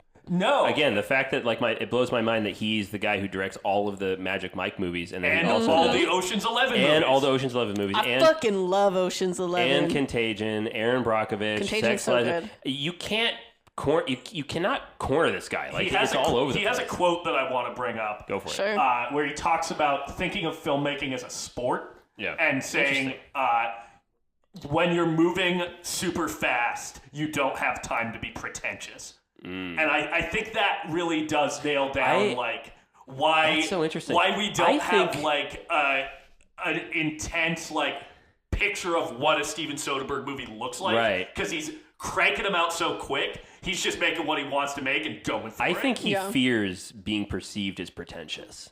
I really think he fears that, because in the interview on the DVD where he's being, they asked him about why did you call it Sex, Lies, and Videotape, and he said, "Oh, I had 30 ideas that I wanted to name this film, and each one was more pretentious than the last, and I hated all of it until one day he was just like, Sex, Lives, and Videotape." Like that was kind of like their working title until it just ended up becoming that. Yeah, it's a great title. I think he's trying to actively not be pretentious, which is interesting. That's a good, I don't know, I think it's a good goal as an artist. You know, I also watched one of his interviews where I think it was on a fucking bench or something. Yeah, I saw that one. Oh, okay, yeah. where he was like talking about how basically like all the short films that he did, like he did one that was very specifically born of specifically his experiences, and then he was talking about how when he was writing the script, he kind of, for Sex, Lies, and Videotape, he kind of realized that, you know what, actually, I can't just write what my experiences are. I think I need to put them into like a fictional setting and to kind of let it grow from that. And I think that was definitely like the more... That was the right choice. That's something I struggled with when I was back in film school, of that whole thing, well, you know, create what you know, which I think can actually be a pitfall, because then you just think, what Soderbergh said in the interview was, knowing that these things had happened to him, real lived experiences, somehow in his mind validated them as art. Yeah. Which he realized, as you said, he needed to create more distance between himself and the story he's trying to tell, so he can fully express himself the way he feels he has to. You know why this also is like that, though, is because, like, the script was, for the most part, like, they stuck to the script. But, you know, in rehearsals, you know, he had such a talented fucking cast, you know, and, like, James Spader is apparently, he loves accidents, you know, and so a lot of times if something, like, accidentally He sure happens, does love accidents. You seen Crash? Come on. That was solid. You weren't doing that intentionally. I'm breathless just from the idea. That wasn't... Like, I'm not laughing. I'm just like, you're right. That just felt so on purpose. I'm sorry. No, specifically, I was watching like a making of the movie, and Andy McDowell straight up said Jimmy likes accidents. So like when he comes into the room when they first meet, he says something like, "It's like, oh, can I use the bathroom?" And she's like, "Oh yeah." And then like they're coming in, and then he's like, "So where is it?" And she's like, "Oh, it's over there." That was an accident. Like she was just supposed to like let him in and say like it was over there, but she just kind of like forgot. He let the scene drag a little, and then he asked her, and then that happened. And then the same thing with the fucking iced tea where it starts to spill. That was an accident. And then was they it just really? Yeah, and then they just kept it because he was like, oh, I love that, you know? That like, was an accident? Yes, like, and so That's it's like incredible. So the thing is that like the characters and like everything, that you can write something, but the actors are the ones who make it real. You know, they bring it to life in a lot of ways because they add their own perception and like identity to these characters. And I think that's what makes the movie work so well, is like how much care, because this is a movie that like so many people were afraid to make, you know? And so there was actually a lot of care. Like the people that did actually like end up being in it really fucking cared about these characters. Really believed in it. Yeah. I'm going to piggyback on top of that. I love where you're going with this, because the first time we watched this together, I really, really loved how when the diner scene where James Spader's talking about how he is impotent, as he's explaining it, Annie McDowell is stroking the stem of her wine glass in a very sexual way. And I remember loving that choice. Like, God, that's so great. In the interview, Steven Soderbergh also, when filming it on set, he was like, oh my, because that's not written. No. He's like, oh my God, she's not even aware that she's doing this. And I'm not going to call attention to it, because as soon as I point out to Andy McDowell, hey, what you're doing with that glass, great, keep doing it. He found out later on that, because he thought she was just doing this unaware. Turns out that was a conscious choice that she was making, and that she kept doing every take. And he was so blown away because it felt so just organic from the material, that how on earth could something like that possibly be premeditated? She was in classes at this time, like acting classes and stuff. So she literally took the script and she worked it for like, I think like a few months or something. She worked it on stage constantly. That's so cool. And like figured out the mannerisms that she thought that this woman would kind of be. Cause like especially because like she went into this movie with nobody really taking her really seriously as an actress. She was just kind of a pretty face, a very model-esque body at that point. Right. And so she very specifically, when she was like choosing kind of like the clothes, she wanted things that were more flowy and like feminine and like less kind of, less makeup, less bringing attention to her being like so beautiful or something. She wears flats throughout the entire film too, which is a good character choice. Yeah, and like she worked on specifically like the way that she walked, the way that she like ate in like the dining scene, very feminine, like little scoops of her strawberries. Which is funny because that's then stuff that Spader comments on later. He's like, I've been watching the way you eat, the way you hold yourself. Yeah. And so because being so specific it's in about the that. script, It's in the script, so she had to. Yeah, and so she explored that, and so I don't know. I thought I really should let you guys borrow my Criterion Collection version of this movie. Whoa, because I would love to. Holy shit, it looks so fucking good. Oh my god, the 4K restoration that they did of it, then the audio. I like watched like the behind the scenes where they like talked about the 2018 like restoration of like audio. They literally had to go back to like a pre-mix to like actually like do this 2018 like redo. And like the voices are just so much clearer and they sound so much better. I don't know. It's crazy. Sorry, go ahead. Finish. One last thing was that like Soderbergh straight up said like the guy who does his mixing, Larry, I think something like that, he said that Soderbergh said, if you have any older versions of this movie, fucking throw them away if you have this version. Is it that good? Wow. Yeah, he just straight up was like, this is the best version. I think this is because he's remixed this so many times in the last 29 years that like he was like, this is it. I hope we're finished with it this time. I really want to call attention to the mix actually, because part of why I think, other than what makes the conversation so engrossing, isn't just the acting and it isn't just how good the dialogue is, but this is something I noticed on a second viewing. The lack of music is so fucking important to this movie. I mean, it really is. We talk about how sometimes music is overused, but this movie is so tactile. When she's on the couch, you hear her fabric shifting. You hear the bird song outside. You hear the sound of a lawnmower. There is nothing to distract you. There's nothing to tell you how to feel subconsciously. You're simply there. It makes you a better listener. It makes the audience more intent on their listening. And it's so effective. I love the sound design. Another great example of great sound design is at the end after, spoiler alert, Anne discovers irrefutable evidence that John is having sex with likely Cynthia. I know the exact moment you're going to bring up. And she leaves her house, she goes into her car, and it's almost like the sound of the atmosphere of the birds and everything outside is getting louder, and then she covers her ears, and all the sound cuts out. I fucking love that transition. All cuts out. Yeah. And then it cuts to a different angle, and she gets out, she lowers her hands, and so all the sound comes back, and it reveals that she had driven to Graham's house. Yeah. That is one of my favorite edits of all time, and it's with sound. That is what's so great about it. And then one more thing that they do with the sound design, which I'm not sure how I feel about it, but it's an interesting choice. So often in TV and movies, you have a phone conversation with the character that's on screen, and then the voice that you hear on the other line has like a telephone filter. Yeah. This movie does not do that. No, it's like they're right there.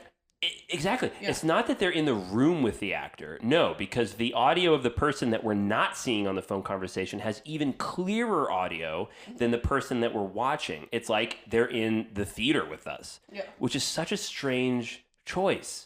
But yeah, no, I want to give a shout out to the sound design of this film because it is impeccable and it makes the movie powerful. Yeah, I'm glad you bring up that moment of silence because I think it was Bruce Campbell recently who made a comment about how filmmakers don't really use silence anymore. Like when The Last Jedi came out, and there's the sequence in that where a spaceship goes through a Star Destroyer and the sound cuts out. So great. Theaters literally had to put disclaimers outside of the theater that there is a point during this film where the sound cuts out. That is an intentional choice by the filmmakers. The projector is not broken.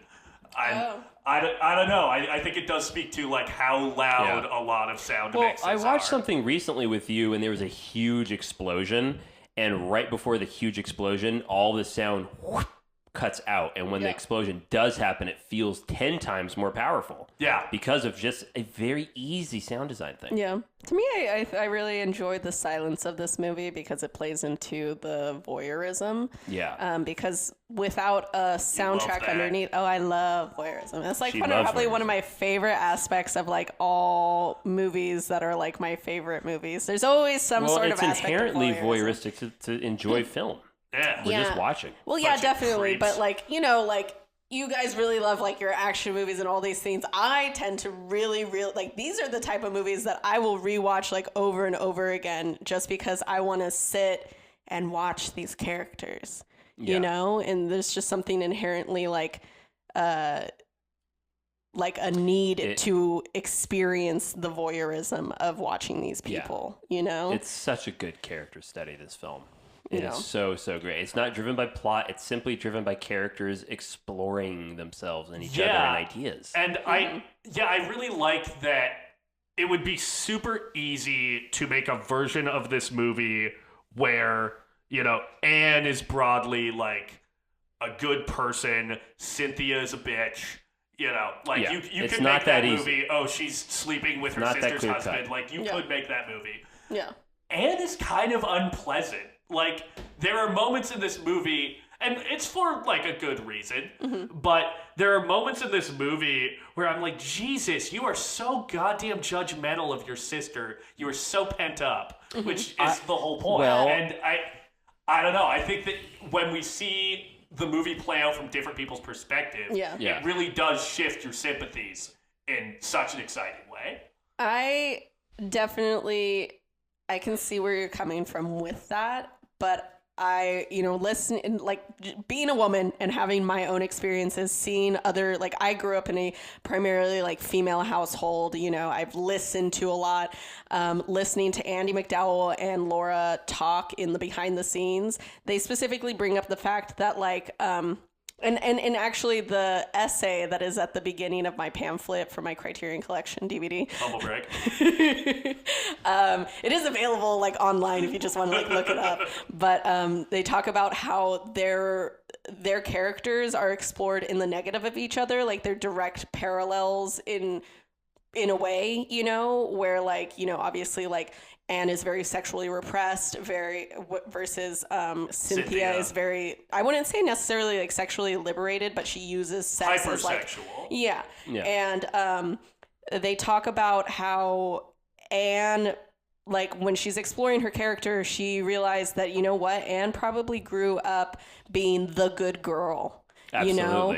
Absolutely. And part of that is the expectation of being a good girl and like being a good girl in the South and in a family and, you know, getting married and, you know, being faithful and like so much so that she like straight up like doesn't even explore herself sexually. She doesn't even masturbate, you know, like that's just an element of this idea of being a good girl, you know? And so she very specifically won't allow, she even says at one point, like, I don't like talking about sex because that makes me feel like my sister. Yeah.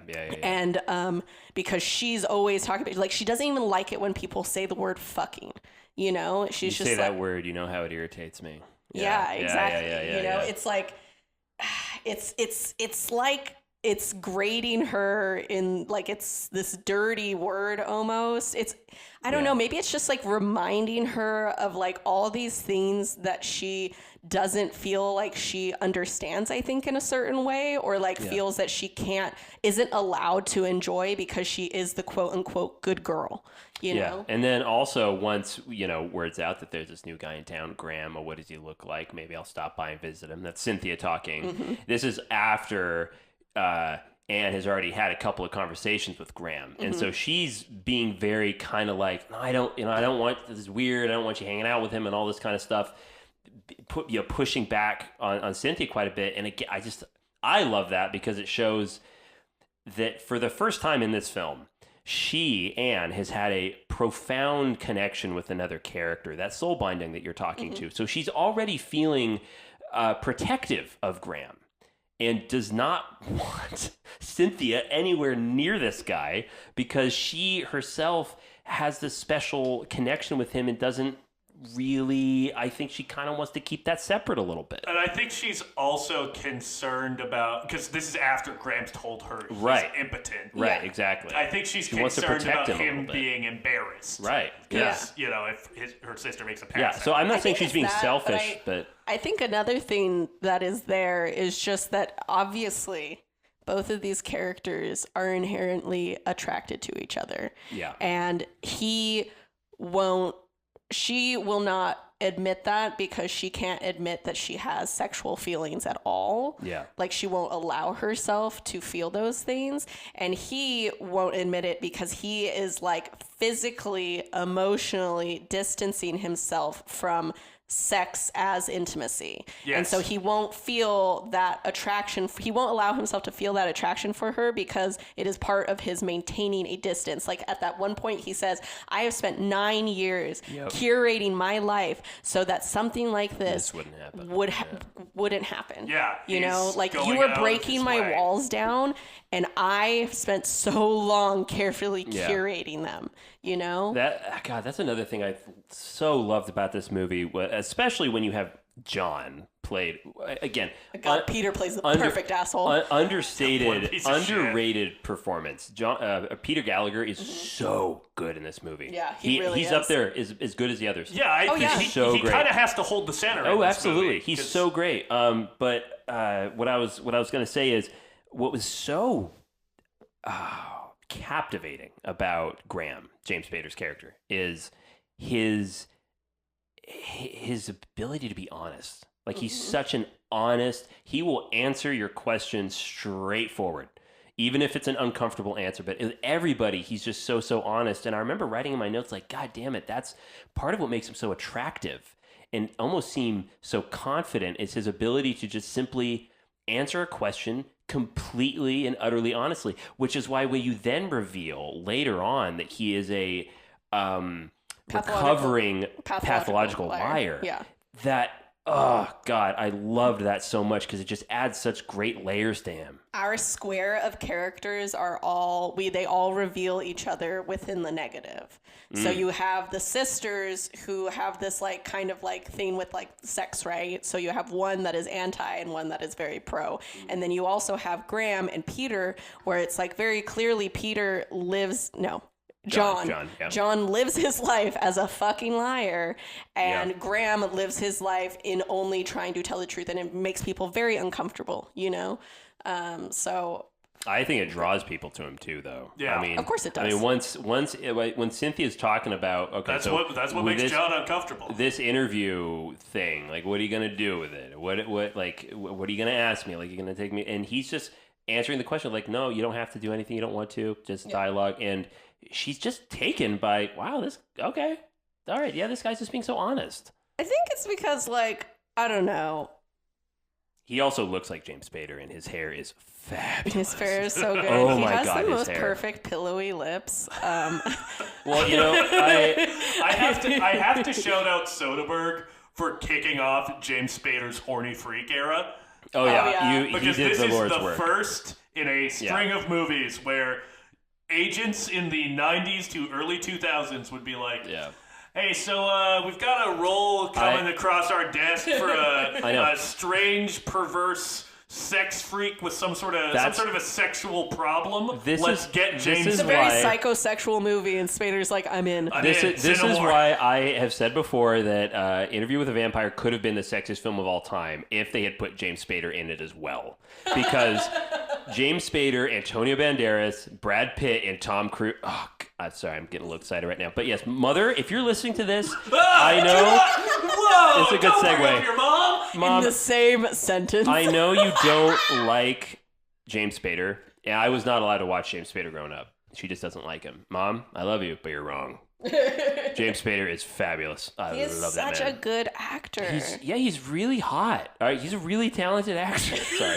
Jesus Christ. Well, you know, my first note was our introduction to our three central characters. We're captivated by Anne's words. We're captivated by John's audacity. and we're captivated by Graham's presence. And that, throughout the rest of the film, is there. Because remember, he's getting dressed and shaving like in a public restroom. She's on the couch with her therapist. And I think he's just fucking straight up, I think he's fucking Cynthia, right? In the opening? Yep. Yeah. So that carries us throughout the whole film. Your initial reaction, I think, stays with it. What I think is so beautiful. You know, it's one of my favorite moments is when he's watching the tape that he made of Cynthia, and Cynthia's like when laying John's down. watching it? No, because John doesn't watch Cynthia's. Oh, He you're right. watches You're Anne's right. tape. You're always right. When Graham's on the floor. When Graham's on the floor, he's clearly naked. Yeah. Playing with his nipple. Feeling a bit Sure. nipply? Sure. It's a wee bit nipply. He's watching it, but it doesn't necessarily look like he's having like any very specific sexual enjoyment. It actually looks like it's kind of like causing him pain. It's so glad you bring this up. specifically when she says, "Do you think I'm pretty?" And he says yes in the tape. And then she says, "Am I prettier than Anne?" And he says, "Just different." And at that moment, he turns away almost like he's kind of hurt. And there's like, the music is kind of like delicately playing underneath. And it's like, she's saying something that is so vulnerable and also so telling of who she is as a character. And at this point, he knows that like she's sleeping with Anne's husband. So it's like, there's so much that can be said of just like, she is in this constant comparison of her identity of herself against her sister being the quote unquote good girl, you know, the pretty gorgeous woman, you know. And so for Cynthia, sex is all she has, right? You know, in so many ways, I think that's how she views it. What I really love about that is Steven Soderbergh has described the very scene you're talking about, Graham reacting to Cynthia's tape. Originally, it was written, and when they were shooting it, Soderbergh had this in his mindset that this is the scene that shows that Graham is over his own bullshit. Basically being like, this is him realizing that this whole videotaping women talking about sex thing, he's over it now. Like, this is now him wanting to escape this latest phase of his life. He was a pathological liar. Then he was this for 9 years. And this is the scene that's showing him going, he's uncomfortable in his own skin. Mm-hmm. And that's him kind of shifting around a little bit, which was interesting because when I first saw it, I didn't interpret it that way. Mm-hmm. So hearing that from Soderbergh, I think says a lot about Graham's character and where he is at that point. Yes, I agree, because he has this instant connection with Anne, and they have multiple discussions outside of the realm of a videotape, and where they become close. They become closer. They get to know each other. They get to, you know, kind of answer each other's vulnerabilities without that padding of the videotape. Yeah. And so I think that is kind of part of the catalyst to where he watches Cynthia, and he's actually uncomfortable with this level of vulnerability even through this videotape. Yeah. So really quickly, I just want to talk about the fucking audacity of man, as in John.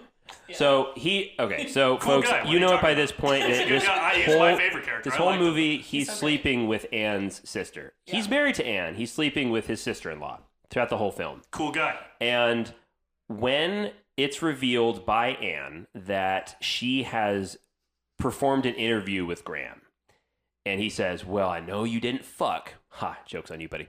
I know you didn't fuck. When he finally gets it out of her, because she's already like, "I want a divorce because I know you're sleeping with my sister." And he's like, yeah, fuck it. Fine, whatever. And then he's like, "Okay, just tell me, did you do an interview? Did you do an interview?" And she's like, "Yes." And he has to do everything he can to not hit her. Yeah. Hit her. This is the man that has been sleeping with his sister-in-law throughout the whole time. But when it's revealed that she has done an interview, it takes everything in his power to not hit him. So what does he do instead? He then leaves and immediately goes and physically abuses Graham. Now, here's the thing. What is I think so telling about that, and I'm not, blowing anyone out of the water by saying this, but it really shows how fragile John is and what a piece of shit that he is, because the engagements that he is acting with they're not meaningful. That's why Cynthia is like, oh, I would trust Graham before I would trust you, John. I mean, shit, you're sleeping with your sister. You're sleeping with your wife's sister, and which, like, goddamn, okay. But I mean, you know, she raises a good. She point. makes a good. I didn't make a vow that I have to be devout to her my entire life. I mean, that's was valid. one of the biggest laughs I got. And because that's also very funny. Yeah. So the fact that that really also speaks to the relationship between Anne and Graham is John's reaction to it. Mm-hmm. It shows you just how meaningful it is, because that is what he finds so threatening. And that's why he was so threatened, the fact that Cynthia did an interview as well. You don't have to get even to the halfway point to understand how fragile John is. Oh, yeah. Because he absolutely. constantly brings it up. At the very beginning, he says, oh, yeah, my friend's going to come and stay with me. I think he's a little lost, you know? And then you see him and he's like, oh, like, what the fuck is up with all this black artsy shit that you're wearing, right? Weird how hard he focuses on, like, how Graham has... let's not forget that he makes a joke about how when I first saw you on my property, I almost called the cops. Yeah. He says that. God. Yeah, no, seriously. I mean, he's like he's a yuppie, you know? He is a yuppie. But the thing is that for him, he is married to his identity as a man who checks all the boxes. He is conventionally attractive. He has a well-paying job. He has a beautiful wife. He has a nice home. And he has sexual prowess. Yeah. Right? Because he could fuck anybody, right? Yeah. He says at the very beginning, I should have just bought myself a fucking ring when I turned 18, saved myself a lot of money, because women just want to fuck a man who's married. They just love the idea of it. And he's so married to this concept of himself as being the ultimate like bag, that the idea of some woman being interested in a man who has no house, no money, like his no job, looks like a fucking bohemian. I only want one key because it's clean. Yes. Yeah. You know, like he's like, how can some woman want that if I am all of this? Yeah. He can't even fuck. And then the ultimate, which is still a fucking audacity of this man. So after he beats up Graham, watches the tape. He then completely sobered up, basically. He's gotten the anger out of his system, and so he does what any weak, stupid fucking male would do, which is to kick someone while they're down, and he walks out of the house and says, so there's a character that Graham was with romantically at one point in his life, who kind of kicked everything off. We never meet her. Her name is Elizabeth. Yeah, they dated in college, and that is where John and Graham were originally friends, was in college. Yeah, they were frat brothers. He walks out and says, I fucked Elizabeth before you broke up, by the way. Before you two even had trouble. She was no saint. She was great in bed. She could keep a secret. That's all I have to say about her. And walks That's away. about all I can say. That's about all I can say about her. Because he doesn't even know her either. Exactly. So it's like I'm just gonna say something real quick to piss you off.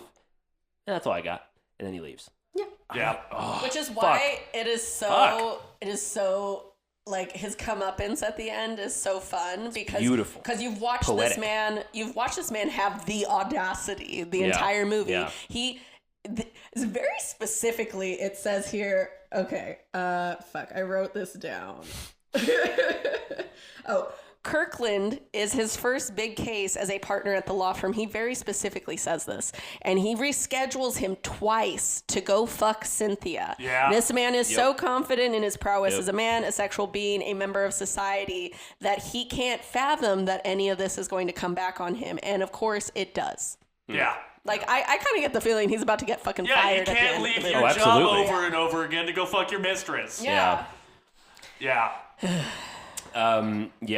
Really, really great picture. I also want to give another shout out to a character we haven't talked about yet. Is the guy at the bar. Oh my god. Oh my god. I love it. Fucking guy. I love it. Hey, I spent a lot of money in here. I should at least know, your name. Hey, nice plant. Looks like a tablecloth.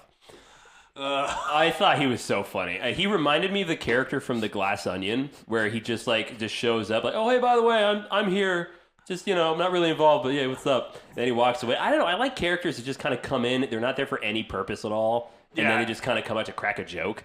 And this movie seems so much like a movie that wouldn't have that, but it does. Yeah. Which, again, is a weird choice that I enjoyed from Soderbergh. Well, it's kind of a comedy in some ways. Yeah, it's comedy. It's a comedy in like a traditional structural sense. Yes, because everything works out for the characters in the end. Yeah.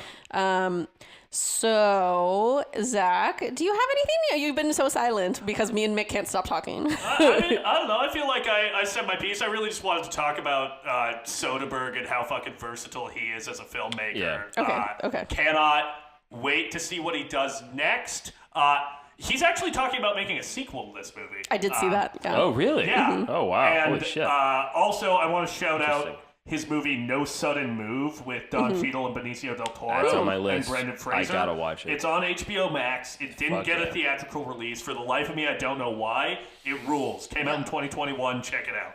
Okay, great. I have so many more things to say. So I have a lot more to say, too. Okay, well, we should be trying to wrap up because we're swiftly approaching the runtime of the film. Okay, so something I'll put out there is, how do we all feel about that quote that Graham says in the diner? Men fall in love with women they're attracted to, and women become more and more attracted to the person they love. I wrote that down, too. So how do we feel about it? Because I'll be honest, I don't know how I feel about it. I want to hear your guys' opinions. Men fall in love with women they're attracted to, and women become more and more attracted to the person that they love. I think that that's a way of saying, as a male saying this, so obviously it's already coming from a level of personal experience. Personal experience also is a bit superficial, but men are superficial creatures. They will find that soul bonding with the person that they want to fuck, with the person that they find fuckable, to breed and then create more humans. Women, on the other hand, I think that's what this is saying, is that women become more and more attracted to that person that they feel that profound connection with. That can start off as a friendship. It can start off as coworkers. It can start off as whatever the fuck it is. But they will realize more and more and more like, wow, I find it attractive when they say that or do that. Because they realize perhaps in hindsight that this is that person I've had a special connection with, and they just become more and more attracted to that profound soul bonding. I think that, we have to take into account that this movie came out 30 years ago. Mm-hmm. So that's true. Different landscape probably for men as a whole, you know, and like kind of how you view things. But I would say that I agree. I agree as well, yeah.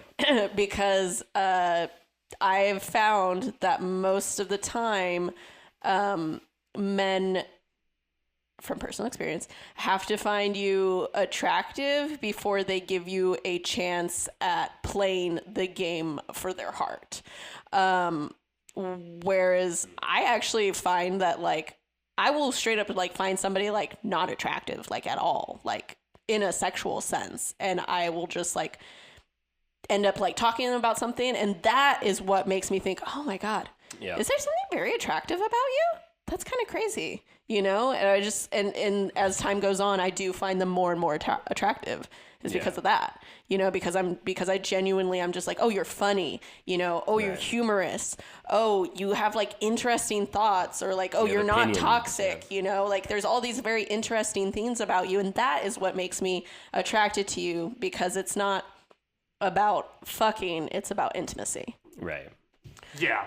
Fuck, I think that's a perfect answer. No, yeah, I think you pretty much hit the nail on the head there. You know what's really funny to kind of tie into this? In I think it was Sex and the City that said this first, but that hell yeah, rated R, century's greatest minds. I can't stop quoting those movies either. But go ahead.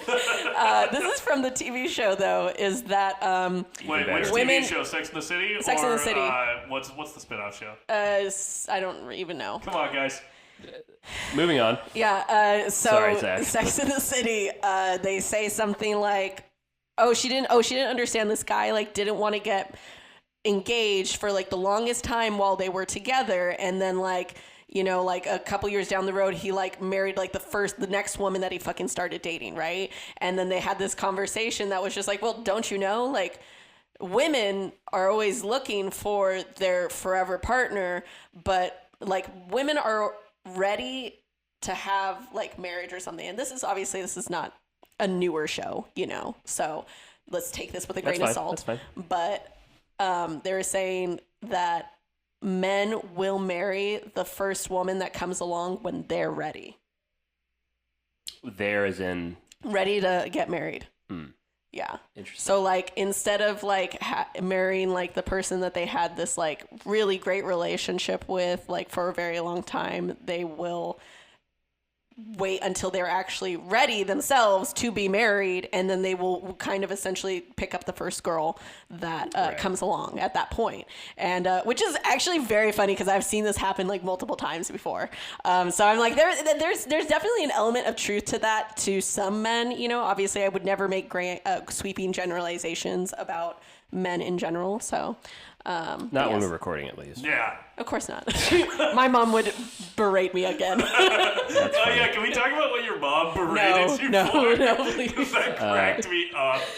Can I just say that it was Peter Gallagher's decision to do the plant on his dick? Oh yeah. Yeah. I'm so glad you brought that up because because they were just originally going to have him naked in the bed, and she was going to come in. that was his choice? That was his choice to put the plant on his dick. That's amazing because he was like, she likes plants, right? I think it'd be cooler. It'd be more fun to like kind of do that. That's another example of actors but also, making. As an actor, I'll respect you more if you hang dog. But here's the thing. That's a thing about it's me. a great character choice because when I see that, I'm going, this man's fucking clueless. Yeah. Like this man he is so. Every time that I think he can't make a shallower pool of himself, it gets even more shallow because it's also funny. Yeah. Like he's clowning.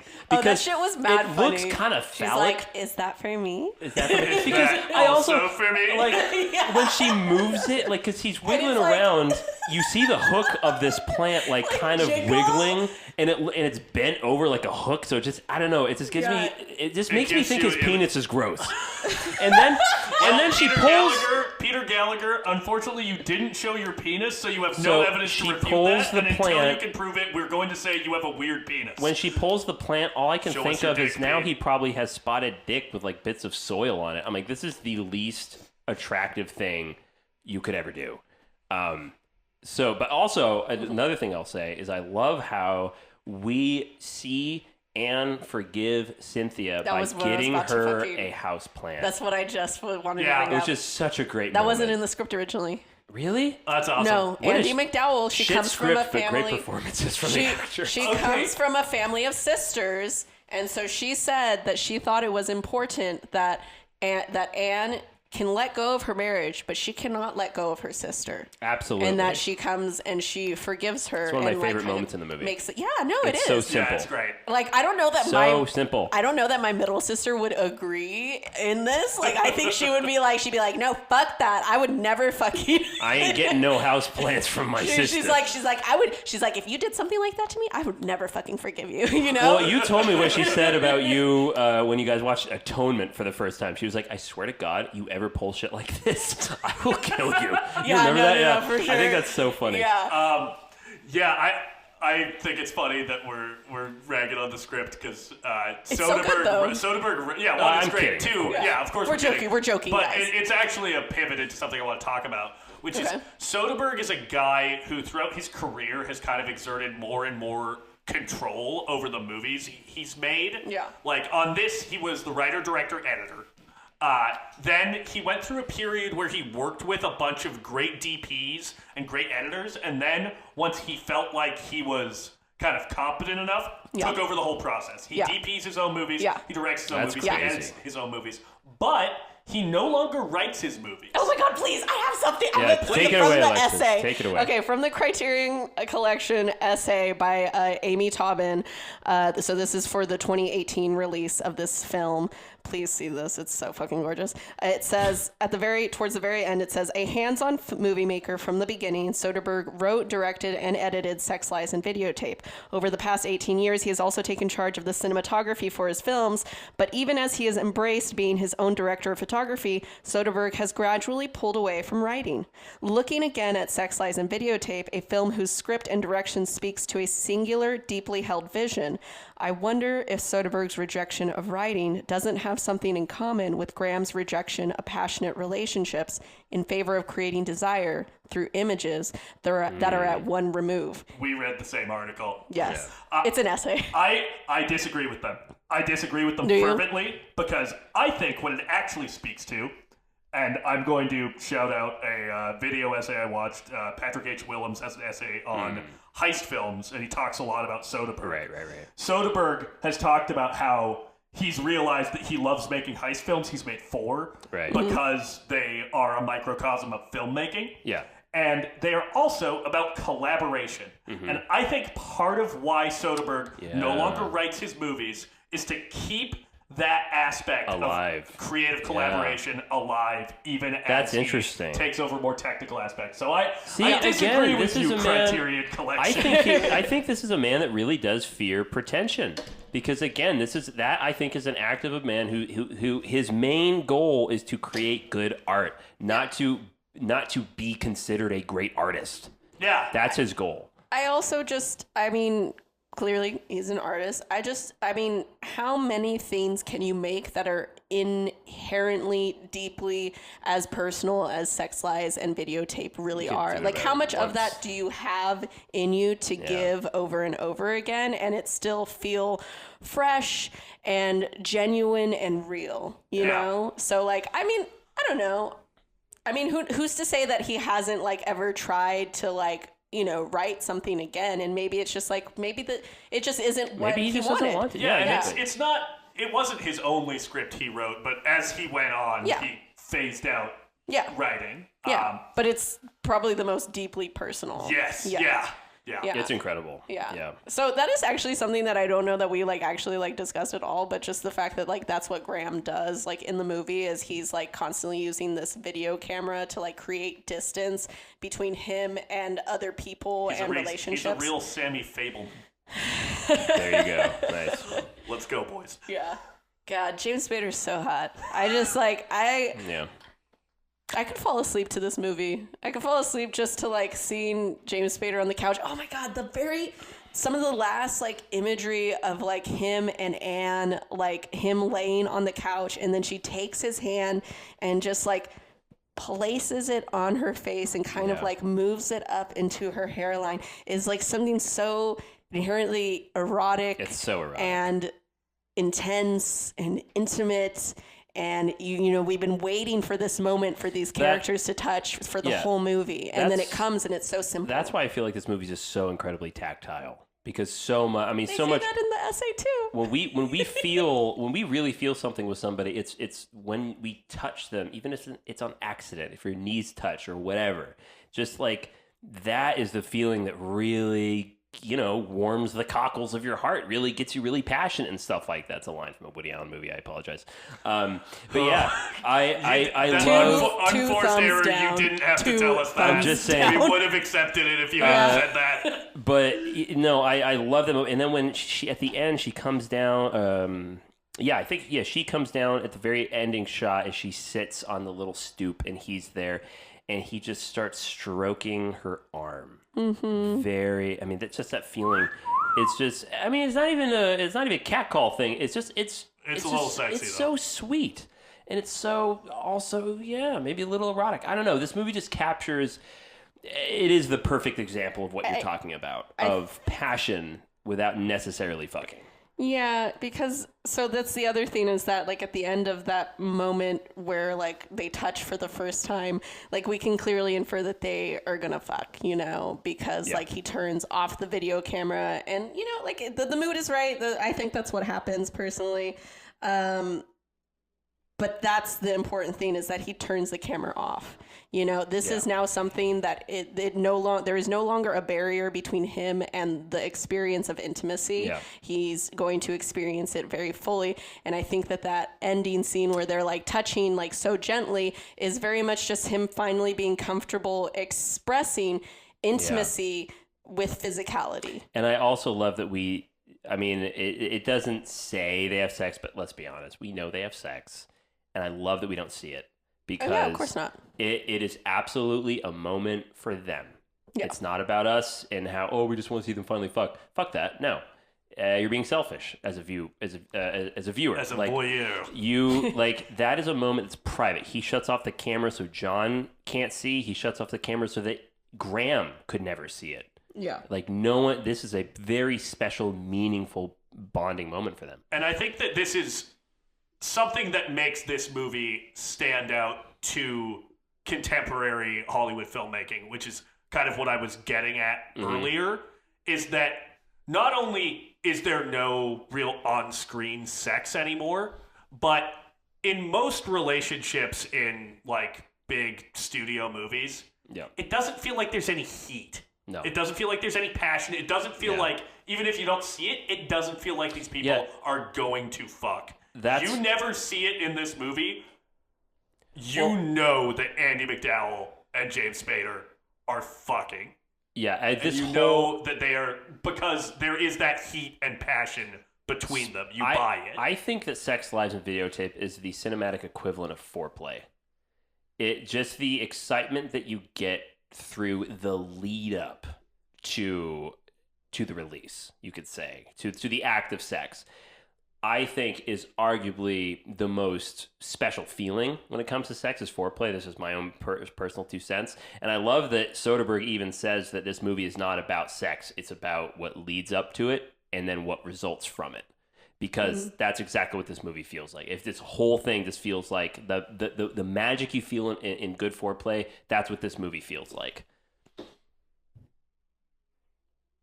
No? Nothing? I like that. Okay. Yeah, I think it's fine. I think it's just because I'm just not super into sex, that I'm just okay, Andie MacDowell. Yeah. It is probably a remove of vulnerability or whatever, but very specifically what I enjoy about this movie is its removal from sex in that aspect, where to me it doesn't, I don't know that I would equate it to a sense of foreplay rather than just the intimacy of connection, I guess. I don't know. I mean, I think we're talking about the same thing, but we view it differently. Yeah. Yeah, because another thing is that very specifically fucking Graham says during their first scene where they're in the restaurant, he says you should only take advice from someone you've been intimate.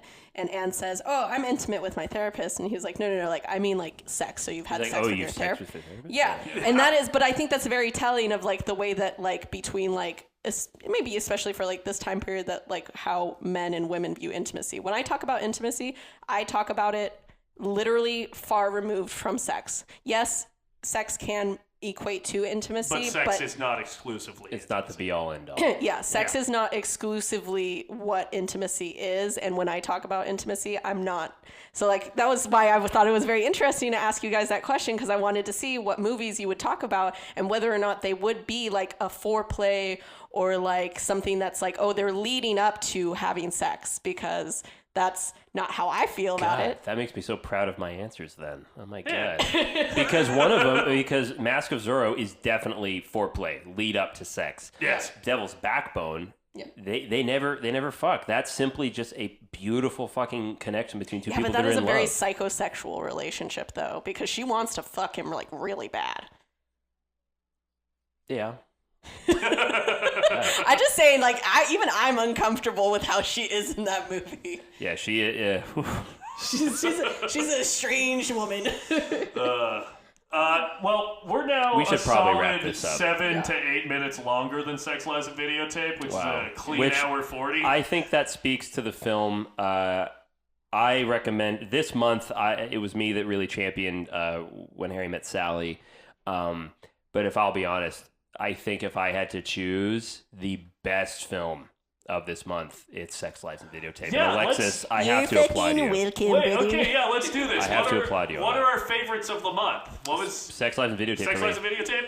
I literally watched this 3 days ago, and then I watched it again last night, and I originally rated this a 4.5, and it is now a 5-star movie. That's where I can't decide if it's 4.5 or 5. It's a 5 for me because it has the rewatchability, because the more that I watch it, the more I enjoy it. Okay. You know? Yeah. 'Cause I read your review of When Harry Met Sally, and like, what is there to say? It's the perfect film, and I completely agree with you. Yeah, I'm going to say that my pick for the month is still When Harry Met Sally. I mean, I also... Nora is the queen! I also think that's a Damn movie. It is a 5-star movie, Yeah. but that's the thing, is like, I think Sex, Lies, and Videotape is also... Damn it. Again, because talking about it with you guys and then rewatching it the other day, I hate to use the M word, but it's a fucking masterpiece. I mean, it really is. It's so good. People were so blown away by this movie.